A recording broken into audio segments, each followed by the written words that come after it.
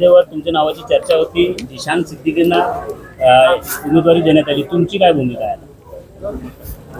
12 जून रोजी मी जेव्हा काँग्रेस पक्षाचा राजीनामा देऊन राष्ट्रवादी काँग्रेस पक्षामध्ये जेव्हा मी दादांच्या नेतृत्वावर विश्वास ठेवून प्रवेश केला, त्या अगोदर दादांनीही मला शब्द दिला होता की सानंदाजी तुम्हाला मी विधान परिषदेवर घेईल. त्यानंतर बारामतीच्या निवडणुकीमध्ये जेव्हा मी पारदादा पवार, सुनीताताई पवार यांना भेटलो, तर त्यावेळेस मी त्यांना सांगितलं की दादांनी मला शब्द दिला आहे.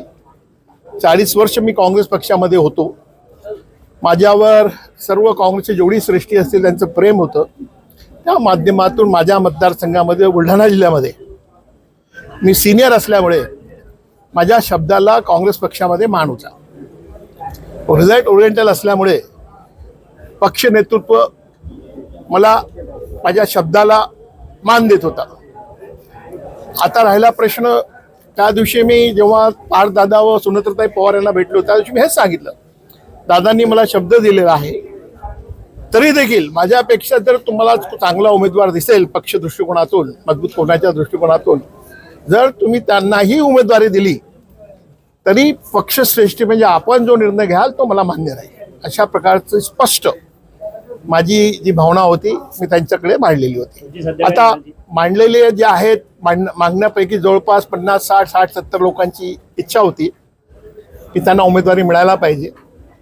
अनेकांनी निवेदनं दिली, शिष्टमंडळ दिली. मी काही निवेदन दिलं नाही, मी काही शिष्टमंडळ दिलं नाही. जे श्रेष्ठी आहे फक्त त्यांच्या कानावर मी टाकलं होतं. आता जिशान सिद्दीकीच्या माध्यमातून उमेदवारी देण्यात आली.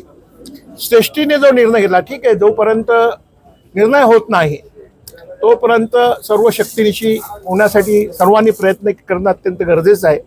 शेवटी श्रेष्ठी निर्णय घेतल्यानंतर श्रेष्ठीने जो निर्णय घेतला त्या निर्णयासोबत सर्वांनी राहायला पाहिजे, अशा मताचा मी आहे. माझा अनुभव तोही सांगतो, श्रेष्ठींच्या बद्दल नाराजी दाखवून काहीच होत नाही. श्रेष्ठी जो निर्णय घेतात, भविष्यामध्ये आपल्या पक्षाला कोण फायद्याचा राहील, कसं होईल, त्या दृष्टिकोनातून ते निर्णय घेत असतात. तुम्हाला पुढील काही आश्वासन दिलं? आश्वासन तर दिलेलंच आहे ना दादांनी, तुम्हाला विधान परिषद मध्ये घेईल म्हणून. राज्यपाल कोट्यामधून तुम्हाला देणार आहे असं नाही, अजून काय नाही. जोपर्यंत होत नाही तोपर्यंत काही खरं नाही. कोणत्याही पक्षामध्ये आश्वासन जे दिली जातात, आणि एक विधान परिषद संपली म्हणजे संपलं थोडंच आहे. आता दर 2 वर्षानंतर ह्या जागा रिक्त होतात. त्या माध्यमातून आज 40 का कोटा राष्ट्रवादी काँग्रेस पक्षाकडे आहे, जो निष्ठेने काम करेल, पक्षाच्या भूमिका योग्यरित्या जनतेपर्यंत पोहोचेल, त्याला आज न उद्या संधी तर मिळणारच आहे. बुलढाण्यातून काही पदाधिकाऱ्यांचे राजीनामे झाले आहे, त्यांची नाराजी आहे, तुमची काही नाराजी आहे? नाही बाबा, आपली काहीच नाराजी नाही. परंतु बुलढाणा जिल्ह्यातला जर कोणाचा झालं, नाझीर काझीचं झालं असतं तरी आनंदच होता. परंतु श्रेष्ठीने ज्याच्यावर शिक्कामोर्तब केलं त्याच्या विरोधामध्ये मी नाही, त्याच्या सोबत आहे, त्यांच्या निर्णयाच्या सोबत आहे.